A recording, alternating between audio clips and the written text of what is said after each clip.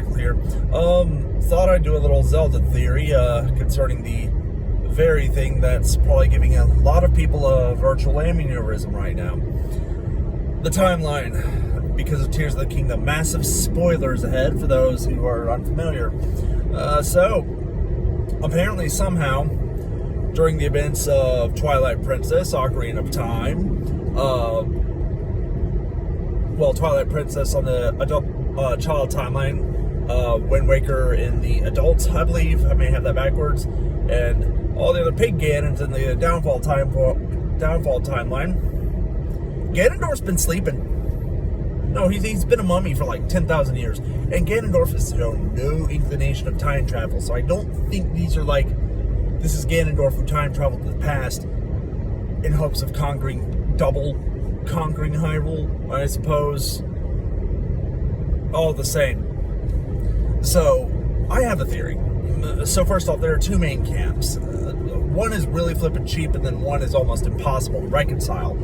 The cheap one is BOTW and TOTK are its own timeline, and the references to Twilight Princess, Skyward Sword, well, Skyward Sword automatically sticks as the first Zelda game. It doesn't realistically clash with that, but the reference to Twilight Princess and Ocarina, mentioned by Zelda, any other press references are bull or beef. It's somehow all of them, or it is canon to at least another existing timeline, and somehow it manages to, despite all the major plot contrivances, aka Ganondorf, that it presents. I say the answer is yes. So, Pat presented a pretty sensible game theory. I don't remember if it was specifically Age of Calamity or the first Hyrule Warriors that basically presented a convergence of the multiple Zelda universes. Hence why Zelda could reference events from one timeline, yet events from other timelines, like the Rito being present in the adult timeline, are somehow in BOTW. This would effectively be a fourth timeline, shortly between the events of Skyward Sword and, I believe someone pointed out the Minish Cap one, I think is the second one. Maybe shortly after Zelda and Link started sort of the low-key groundwork for what would become Hyrule. Rauru and Sonia, maybe Sonia is a descendant of that, of Skyward Sword, Zelda and Link, formally founded as a political entity.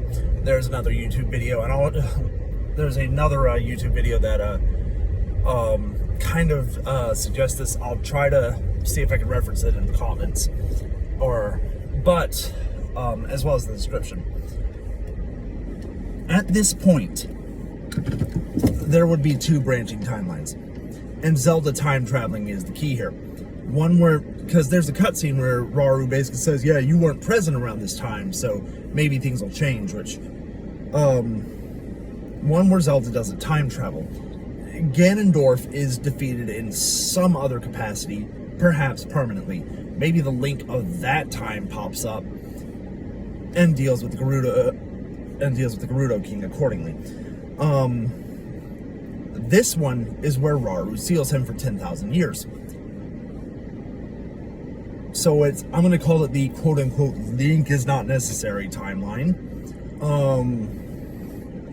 Someone will come up with a better name for that, I'm sure, but for now, this is what I'm rolling with. Anyways, time travels on. He manages to effectively manifest Calamity Ganon here and there as a sort of manifestation of his rage while being locked up. Hyrule Warriors happen, timelines converge. Bam, we got BOTW and TOTK. Is it still a cheap explanation? Yes. But it's at least less cheap than it's its own timeline, and it's just coincidence that it mentioned the other happened. So, if someone's got something better, by all means, this is what I'm gonna roll with. Anyways, this is Michael Young. You guys have a good one.